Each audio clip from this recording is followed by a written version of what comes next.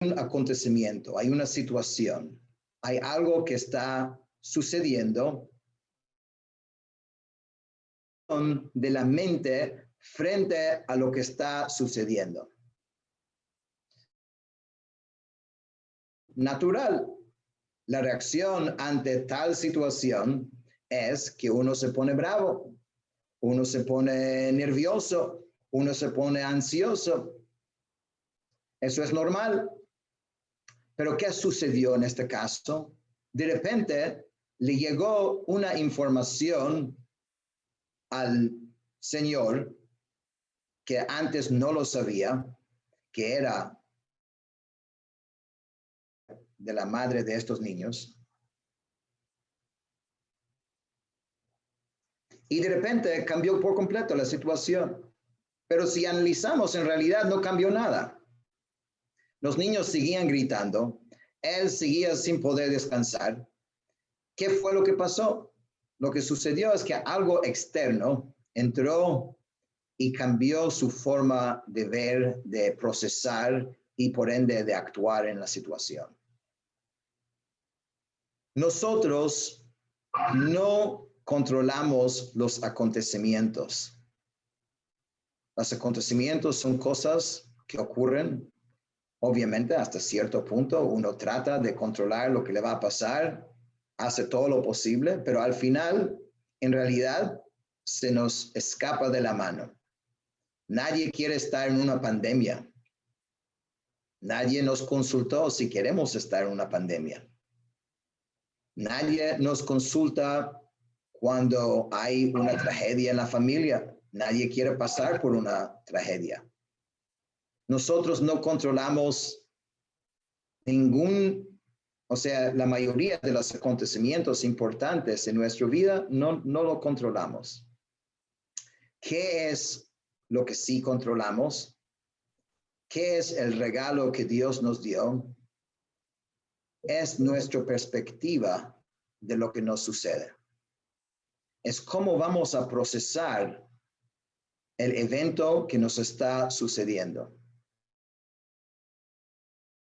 El pequeño espacio que Dios nos dio. Y es impresionante de ver cómo personas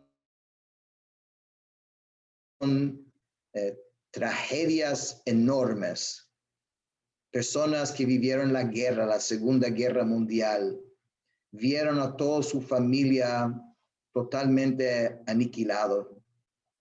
Y esas personas tuvieron la fuerza de reconstruir familias, reconstruir su vida, construir negocios.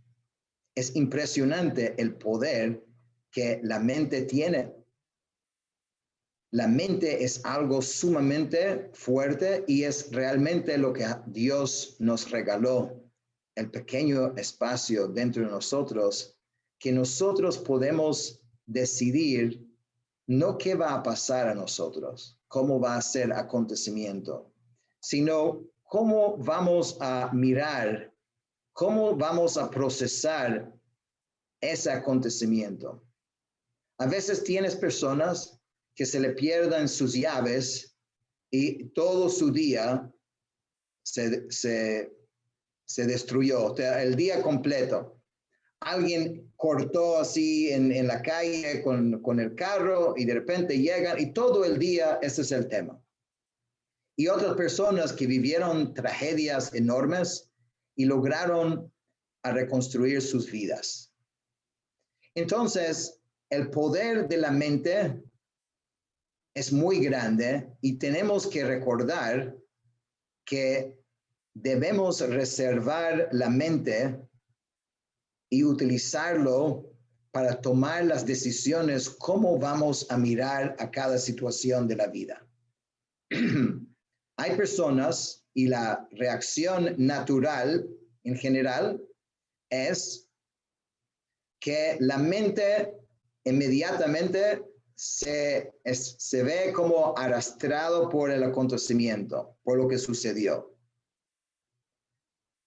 Cuando queremos realmente poder crear motivación humana, no podemos permitir que un acontecimiento secuestra a nuestra mente. La mente tiene que quedar libre y separado. Quizás esto es lo que significa cuando dice en los Salmos, cuando dice que por la fuerza, por el esfuerzo de tus manos, si esfuerzas con tus manos, vas a estar feliz y vas a gozar una buena vida. De las manos y no de la cabeza. Deja la cabeza que esté encima y que puede procesar y puede evaluar la situación. Y esto creo que es uno de los grandes retos que nosotros vivimos hoy. Como rabino, tengo la oportunidad de conversar con muchas personas de muchos distintos problemas y reacciones. Y en el último año, debo decir que he escuchado de todo.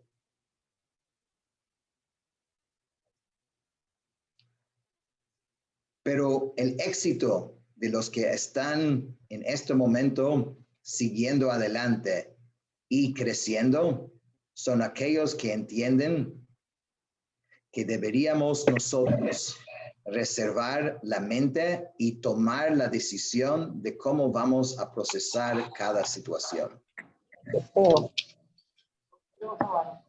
Ay, mamita. El segundo punto se resume en la siguiente frase.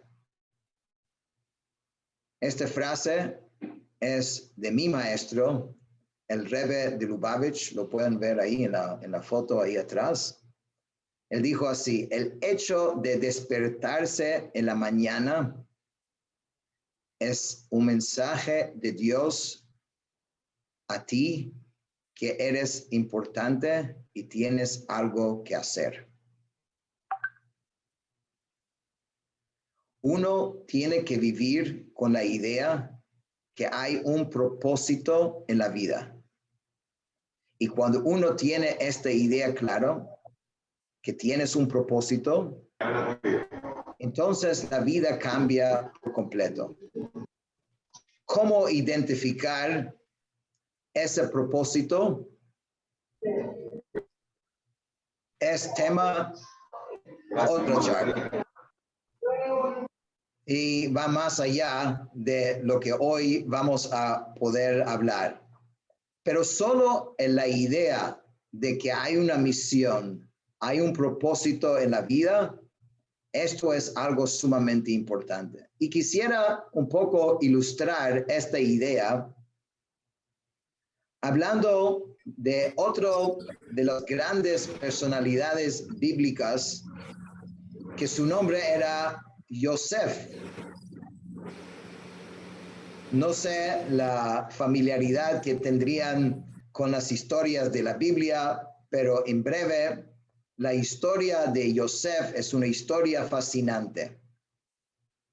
Yosef es un joven de 17 años y sus hermanos le tenían muchos celos y trataron de primeramente matarlo a él en la Biblia y después al final terminaron vendiendo a Yosef a Egipto, donde se convirtió ahí en un esclavo. Estando de esclavo, si eso no fuera suficiente, en la casa de su amo fue acusado y donde finalmente terminó en la cárcel.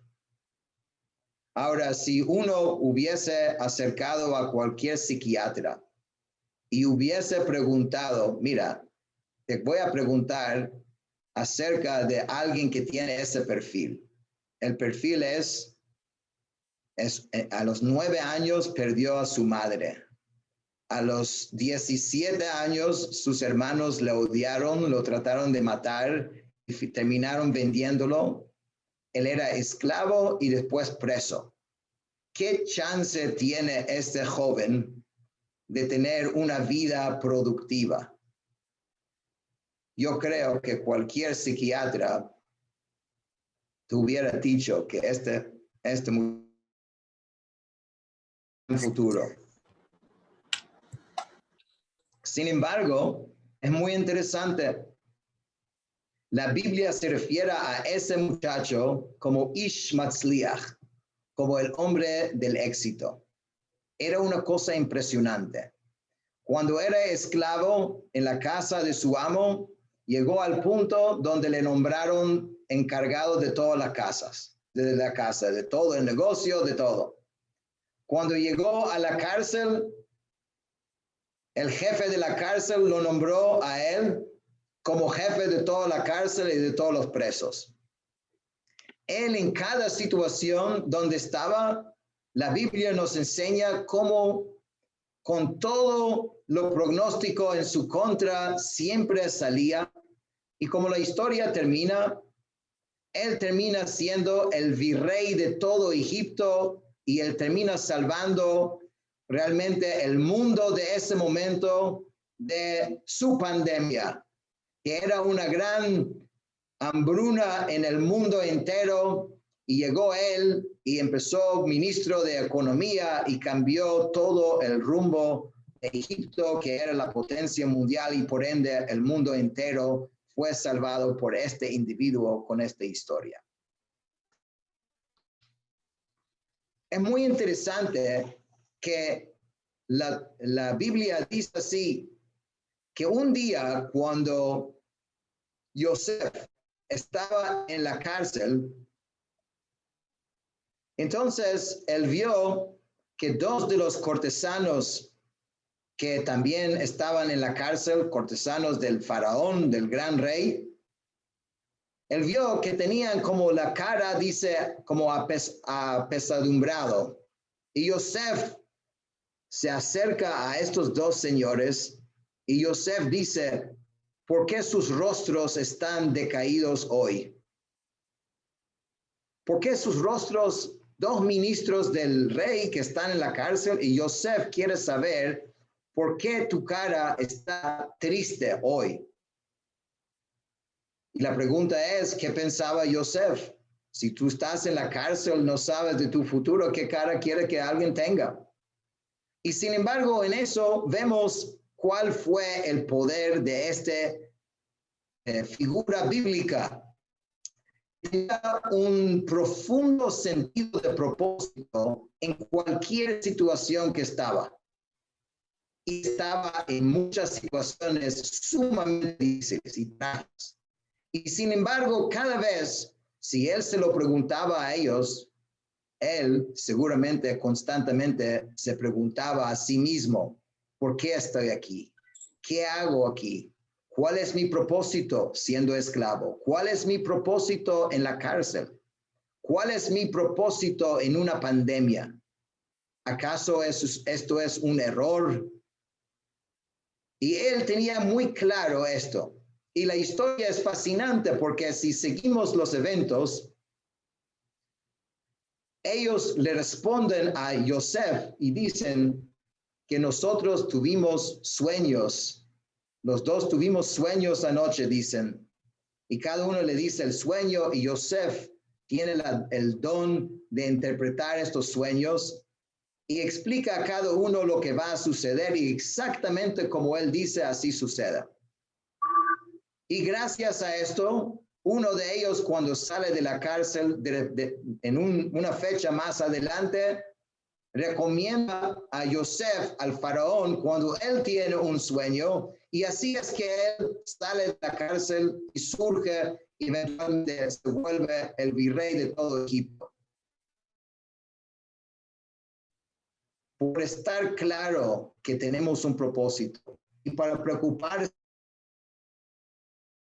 de que tenga propósito, fue su propia salvación y la salvación de todo el mundo. Entonces, en la mañana, cuando te levantas, recuerda que esto es el mensaje de Dios diciéndote que tienes importancia, tienes una misión, y no necesariamente es la misión que tú crees y piensas, pero si sabes esta idea, vas a empezar a buscar cuál es mi misión, Y cuando llegas a tu oficina o llegas, o sea, a cualquier lugar, vas a siempre estar, lo tengo en estar aquí. Y al tener ese pensamiento constante, se te van a ir abriendo muchos caminos, porque no hay error. Y creo que uno de las grandes hoy, el señor Roberto, es que, y Eduardo, que a pesar de toda circunstancia, siempre están preguntando, ¿qué hacemos hoy? ¿Cómo lo hacemos en esta situación que estamos? Estas son las circunstancias. Esto es el acontecimiento, pero mi mente, nuestra mente es libre para ver cómo vamos a mirar esa situación, cómo vamos a responder a esa situación. Y esto es algo que es sumamente importante. Entonces, primeramente, uno tiene que recordar que la mente es la parte que nosotros controlamos. Recordar eso. Y cuando ya tenemos eso, tenemos que recordar que con esa mente tenemos que constantemente estar procesando cuál es mi propósito, qué hago aquí hoy, cómo puedo realmente cambiar mi entorno. Uno no puede vivir en modo de sobrevivir. Uno tiene que vivir, constantemente vivir. Un negocio quizás puede sobrevivir. Una persona no puede sobrevivir. Una persona tiene que vivir. Vivir significa que todos los días no puedes entrar en el modo de sobrevivir, como si algo tiene que pasar para después, luego, empezar a vivir otra vez. Hoy es el día para vivir con todas las circunstancias que te rodean y ver cómo haces y por qué Dios me puso en esta situación. Es como la diferencia de cómo una persona común ve una ola y como un surfista ve una ola. Si tú eres una persona común, la ola lo que hace es que te tumba. Pero si eres un surfista, esa ola es lo que te levanta, es lo que te va a llevar a donde tienes que llegar. Y así es que uno tiene que levantar todos los días. Cuando te viene esa situación, véalo como una ola que puedes llevar hacia arriba. Ahora, en la enseñanza cabalística, que eso es la tradición mística, hay algo que quería compartir con ustedes, pero primeramente la palabra en sí de motivación. Cuando hablamos de esta palabra, ¿de dónde viene esta palabra? ¿Cuál es la etimología de esta palabra? Entonces, bueno, yo vi que hay varias diferentes versiones, pero el más simple es motivación viene de motivo. ¿Okay? ¿Cuál es tu motivo? Entonces, motivación es lo que mueve la persona, qué motivo mueve a la persona. Ahora, los motivos que pueden mover a una persona son motivos que son más animal. Cuando digo animal, no estoy refiriendo a nada negativo en sí. Animal significa, es la palabra que se usa para natural. Y pueden haber motivos humanos. ¿Ok? Motivo animal sería cosas, seres básicos, ¿no? De comer, de tener, de disfrutar. Pero después hay motivos que son motivos humanos. que pueden ser lo que motiva a la persona. ¿Cuál es el motivo que mueve a la persona? Ahora, ¿cuál es la diferencia entre los motivos animales y los motivos humanos? Entonces, en la Kabbalah es interesante, dice que el motivo humano es más relacionado a la mente y al intelecto. Y el motivo animal es más relacionado al corazón y la emoción. Quizás otra metáfora para eso sería la diferencia entre el placer y la alegría. Muchas veces las personas que hacen va a compras porque de alguna forma cree que esto le va a curar y quizás le puede curar instantáneamente, pero un placer no es alegría. Entonces la mente, la parte humana nuestra busca alegría. Alegría es algo más duradero, más permanente. Placer es algo más temporal. También constantemente que queremos. Hay el placer que es el placer de comer, que todos conocemos bien. Y hay el placer de sentirse bien. Y ese placer se hace a través de no comer o de comer bien. Entonces, tenemos estos dos lados. Uno debería hacer en su mente como un checklist de mi día a día, qué es lo que me motiva. ¿Me motiva más las cosas animales o me motiva más la parte humana que tengo? Y a la medida que pase el tiempo, debería incluir más placeres o digamos, o más motivaciones que son humanos.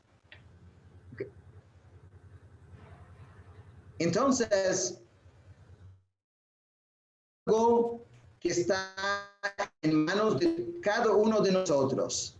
Tenemos el poder.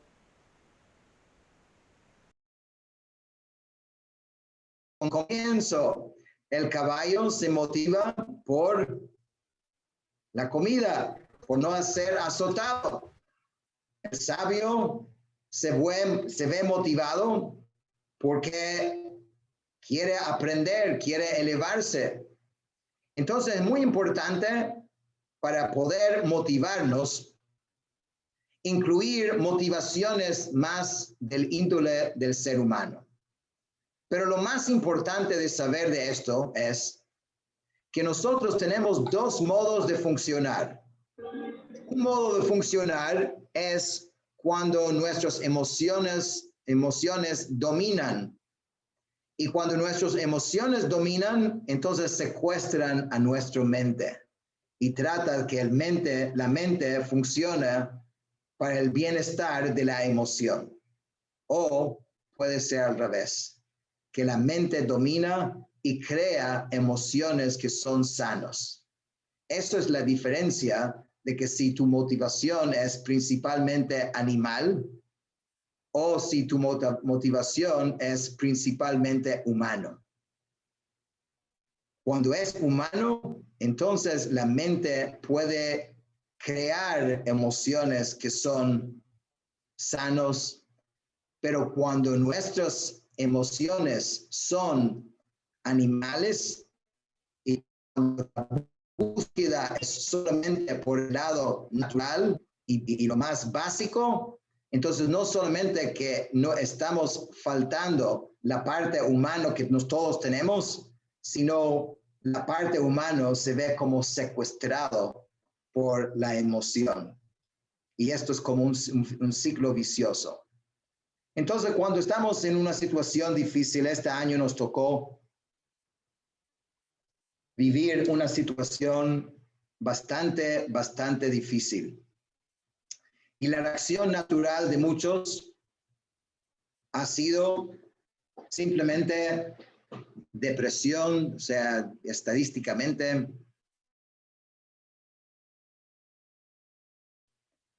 O sea, en todas las áreas, en todas las edades, lo que estamos viviendo no tiene precedente.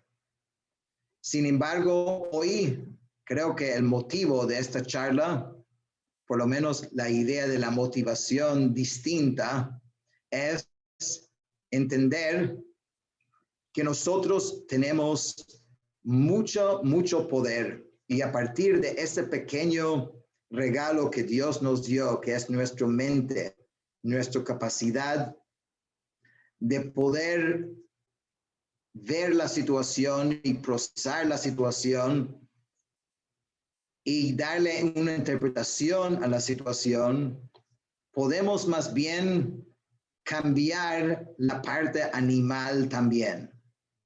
Pero si permitimos que simplemente el animal, la naturaleza, nos lleva, entonces va a seguir secuestrando a nuestra mente y así no vamos a poder usarlo y reversar todo lo que está sucediendo.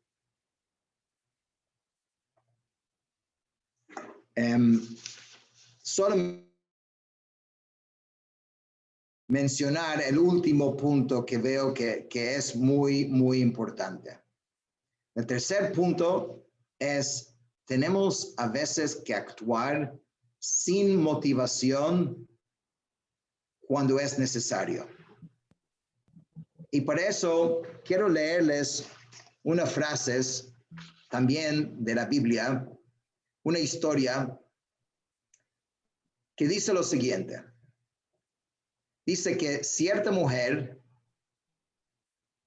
entre las esposas de los discípulos de la profeta Eliseo fue donde el profeta y dijo así: dijo, tu servidor, mi esposo, falleció, y tú sabes que tu servidor era temeroso de Dios, pero el acreedor ha venido a llevarse a mis 2 hijos como sirvientes. Entonces la señora va donde su profeta, su maestro, y dice, sálvame, estoy en una situación desesperante. ¿Por qué? Porque su marido falleció y los acreedores, él debía plata, y evidentemente en esa época, si tú debías plata, podían llevar a los hijos como esclavos. ¿Qué hago? Entonces el profeta le responde así: ¿qué podré yo hacer por ti?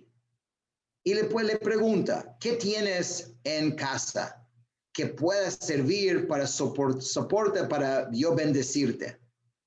Y ella respondió, yo, tu servidora, no tengo nada en mi casa excepto un recipiente de aceite. Dijo el profeta, anda entonces y pida prestado recipientes de tus vecinos, recipientes vacíos, que te den recipientes vacíos, y luego irás a tu casa, cerrarás la puerta detrás tuyo y detrás de tus hijos, y vaciarás el aceite en todos aquellos recipientes. A medida que los vayas llenando, lo vas apartando. Entonces, cuenta la Biblia, dice que ella se retiró de él, fue y pidió estas vasijas vacías, los colocó todo en la mesa, agarró el poquito de aceite que ella tenía y empezó a echar el aceite, y sucedió un milagro. El aceite se convirtió en un flujo y los hijos fueron moviendo estas vasijas uno tras el otro y se fueron llenando todas las vasijas. Y dice que cuando terminó la última vasija de llenarse, dice que se paró el flujo del aceite. Los sabios de la mística judía ven en esto una profunda lección de vida que aplica a relaciones y también aplica a motivación. A veces en una relación uno no siente la emoción, de repente se le va la emoción. Se levanta un día y no siente lo que sintió antes. Como dijimos antes, que la idea de mis hijos, cuando dice que quiere llevar mis hijos son emociones. ¿Por qué? Porque cuando fluye como debe fluir, la mente es visto como padre y madre, y las emociones son como los hijos que nacen del intelecto. Entonces, cuando dice que quieren llevarse mis hijos, lo que quiere decir en realidad es que no tengo emoción. ¿Qué hago si no tengo emoción? ¿Cómo puedo seguir en una relación donde no tengo nada de emoción, no siento amor, no siento nada? Entonces dice el profeta, le responde y dice, ¿pero qué tienes? ¿Tienes algo? Dijo, tengo un poquito de aceite. Alguito se quedó. Dice, si tienes esto, we're in business. Podemos seguir. ¿Qué vas a hacer? Ve y recoja vasijas vacías. Eso es lo que le dice. ¿Qué son vasijas vacías? Vasijas vacías son actos sin emoción, que no tienen emoción, que no tienen motivación, actos secos. ¿Y por qué dice el profeta eso? ¿Por qué vas a agarrar estas vasijas vacías? Porque cuando vuelve la emoción va a tener en dónde llenarse. ¿Dónde se van a llenar? Se van a llenar en estos actos que eran vacíos, que no tenían emoción o en este caso que no tienen motivación. Va a llegar este aceite porque va en una semana, en 2 semanas, en 3 semanas, te va a devolver. Pero si durante estas 3 semanas, un mes, un año, no hubo vasijas vacías, no hubo actuación, no hubo avance, cuando regresa el aceite, ¿dónde se va a llenar? ¿En qué? Y como vemos en la historia, si pareciera que si tuviera más vasijas, hubiese llenado más. Y por eso la lección es muy importante, buscar la motivación y tratar de cada día usar nuestra mente, nuestra creatividad y buscar cómo con esto podemos encontrar propósito. Pero cuando no tenemos éxito, tenemos que seguir adelante. Tenemos que recoger vasijas vacías, porque si tienes vasijas vacías, si actuaste durante todo ese tiempo donde no hubo motivación, cuando regresa motivación, va a ser muy diferente la persona que actuó que aquel que no actuó. Espero que entonces, con el poder de nuestra mente, entender que tenemos una misión. Es necesario, podemos enfrentar la situación en la cual estamos viviendo y cualquier otra situación y siempre crecer adelante. Y con eso quiero agradecer a Eduardo y Roberto Koenig para esta invitación.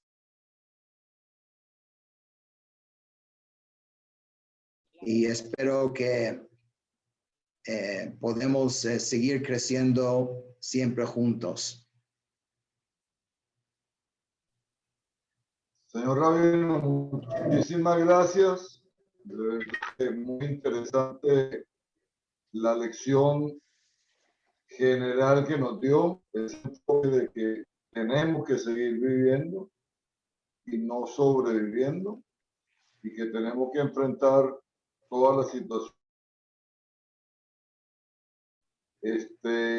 Me gustaría, y por favor que lo hagamos con orden, las personas que quisieran hacer alguna observación o alguna pregunta al rabino, por favor, abran su micrófono, solamente quien quiera preguntar. Si alguien ya está preguntando, por favor, vuelvan y cierren los micrófonos para que podamos interactuar con el rabino. Así que el que quiera preguntar algo, por favor, que lo haga ahí. Carlos, por favor, controla el el audio de la gente. Abrámoslo para recibir la primera pregunta. Muchas gracias, señor Rabino. Espectacular su presentación.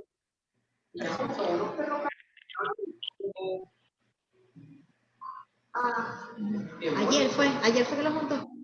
¿A qué hora te va a tener ya la hamburguesa lista?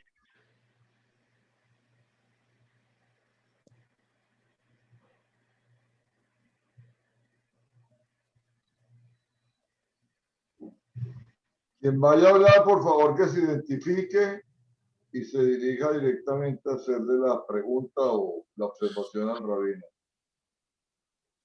Hola, buenos días. Buenos días. ¿Cómo está, Rabino? Mi nombre es Siriaco de la Porta. Mucho gusto. Disculpe que no tengo video, pero es para tener una mejor. Me gustó mucho algo que habló relacionado con el control de la emoción, cuando eres esclavo de la emoción y cuando es tu mente la que pues evidentemente toma la decisión, ya no eres preso de esa emoción, sino que tienes una mente que es capaz de decidir, diría yo, que el camino más correcto o el camino indicado, porque obviamente está asociada al raciocinio. Y eso es obviamente el camino más correcto, ¿no? Sin embargo, asociado a eso que usted acaba de decir, mi pregunta o lo que quiero escuchar de usted es más un consejo. Cuando la vida te pone frente a un individuo que es preso absoluto de la emoción, o quizás esa misma emoción llega a enfermar su mente, ¿cuál es el mejor camino que puede tomar quien enfrenta esa situación? ¿Cuál es la mejor ruta que debe tomar aquel que está lidiando o enfrentando a quien es preso solamente de la emoción? ¿Cuál es el consejo de esa parte humana, inteligente y racional con la cual debemos actuar?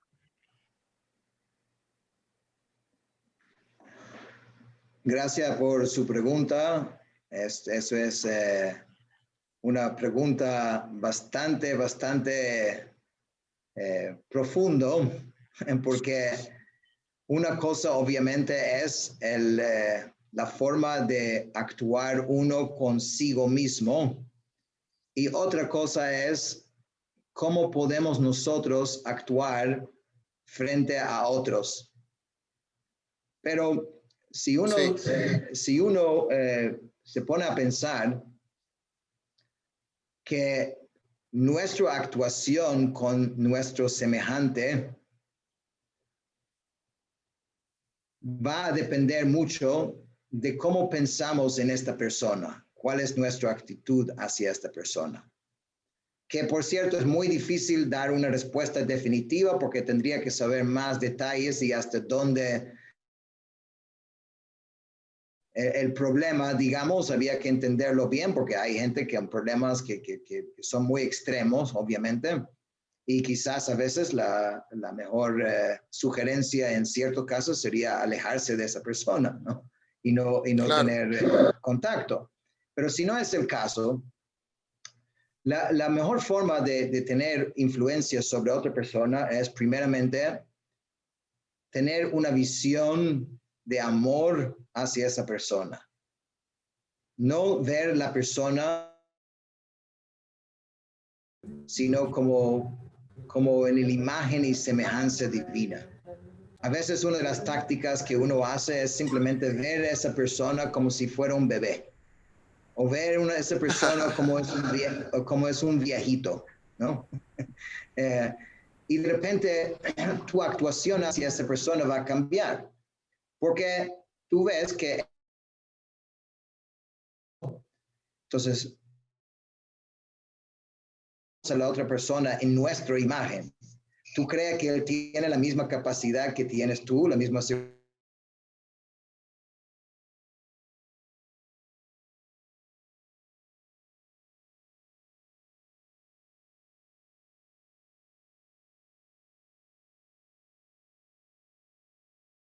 Entonces hay que tener misericordia. En el momento que tienes misericordia y de verdad quieres ayudarlo, yo creo que inmediatamente va a cambiar tu capacidad de ayudarlo. Pero si tú quieres quedar exactamente como tú eres y él quiere quedar exactamente donde él está, entonces va a ser muy difícil arreglar ese problema. Excelente. Me gustó mucho porque me gusta mucho su respuesta, porque la respuesta está íntimamente ligada al escenario en el que como individuo consigues más paz. Y una vez que tienes más tranquilidad, obviamente vas a tener mucho más aciertos que desaciertos, porque la decisión no es emoción. La decisión ahí es pensada, sentida desde lo sano y desarrollada desde la misericordia, como usted lo acaba de decir. Me gusta mucho. Gracias. Ojo, a veces con nuestros propios hijos esto aplica. Porque uno a veces, se pregunta, ¿por qué mi hijo mayor salió así y el menor no es tan problemático? O puede ser al revés, ¿no? Sí. Y entonces es interesante que cuando tienes tu primer hijo y te pregunta algo y tú no sabías nada, entonces empiezas a investigar, a preguntar, a leer. Entonces tu respuesta a veces viene de un lugar de aprendizaje, de entendimiento. Después cuando viene el segundo, tú repites lo que ya dijiste al primero. ¿Y qué crees? ¿Que ese niño no siente que esta es una repetición, que no fue diseñado para él? Claro que lo siente. Entonces, nosotros tenemos que realmente relacionarnos con nuestros semejantes, con los empleados, realmente de un punto de entendimiento y entender de dónde vienen y cómo son, y después nuestra respuesta va a ser mucho más acertada. Me gusta mucho lo que me está diciendo y ya entiendo cómo me ve el señor Roberto Koenig. Me ve con misericordia porque me tiene mucha paciencia. Bueno, si no te callas, no sé cómo te va a ver. ¿Alguien más quiere preguntar? Gracias, Ra. Siriaco, cierra el micrófono para que pregunte otra.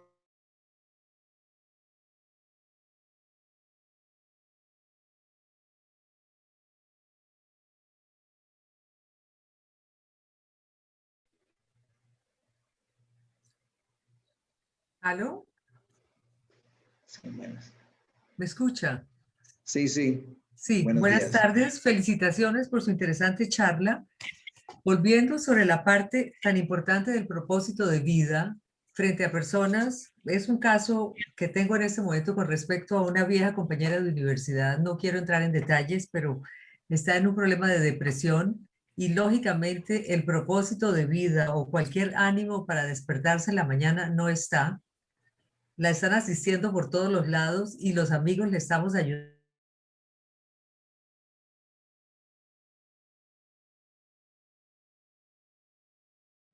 Cada uno se queda en el punto de partida donde está el uno y el otro sin que haya ninguna aproximación o cambio para tratar de ayudar.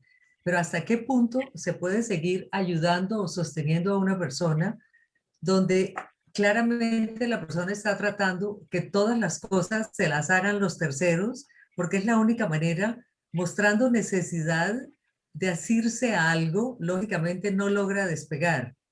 Porque si despega, evidentemente no tiene la ayuda de los terceros.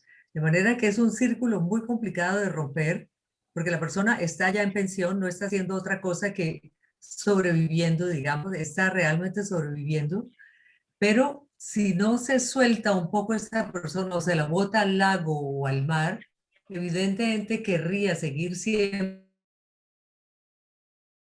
esas cosas. Evidentemente llega un momento en que hay un bloqueo y nadie puede sostener ese tipo de intercambio. De manera que quisiera su opinión con respecto a ese tipo de... Su pregunta. Bueno, de nuevo, eso está un poco relacionado con lo que preguntó anteriormente el señor, que es realmente el trato de nosotros hacia las otras personas, ¿no? Que de verdad que eso merece un tema de por sí.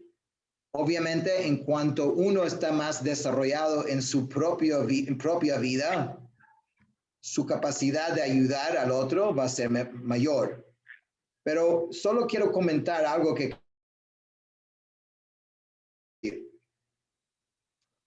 la respuesta de misericordia frente a ciertas circunstancias muchas veces no es un acto que se ve como misericordia como tal. ¿A qué me refiero? A veces, por ejemplo, a un niño se le tiene que castigar. ¿Pero por qué se castiga a un niño? O más bien, vamos a imaginarnos el siguiente escenario, ¿no? De repente, en la calle estás como un niño se escapa y corre hacia la calle y vienen carros.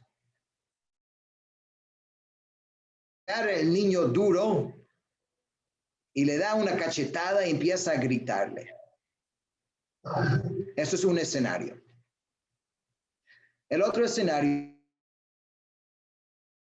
es la calle y un señor está caminando y tranquilamente camina hacia el niño y trata de conversar con el niño y después lo lleva con tranquilidad hacia la acera.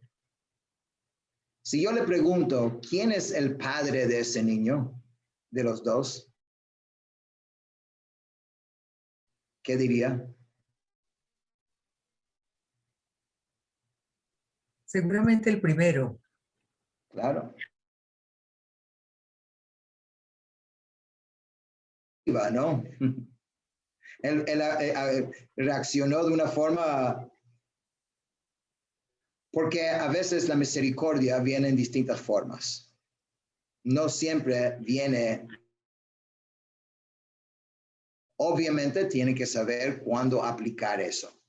A veces, como el caso de personas con severas adicciones o problemas, el acto de amor, digamos, es algo que es muy difícil de hacerlo. El acto de misericordia es algo que es muy difícil de realizarlo, pero hay que realizarlo. Entonces, de saber si ese caso que usted dice es un caso así o no, no lo podría comentar sin saber todos los detalles, pero definitivamente existen casos así. Eso es un error que la gente hace pensando de que paz solamente viene a través de acciones pacíficas.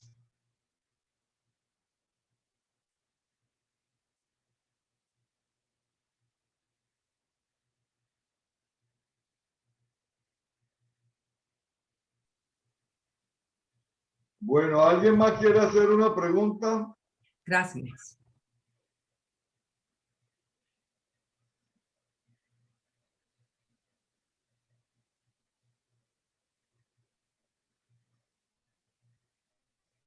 Bueno, señor Rabino, muchísimas gracias por su tiempo, por sus enseñanzas y agradecerle a todo el mundo su participación, su asistencia.